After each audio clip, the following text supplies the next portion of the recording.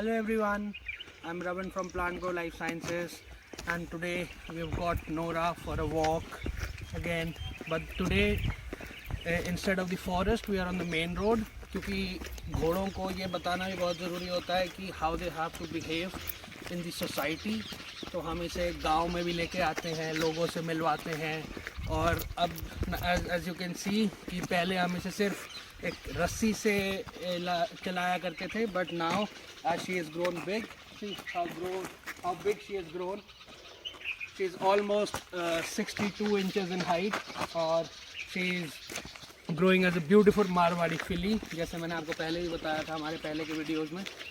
So that's all. Nora is still being trained. She is almost 13 months old now.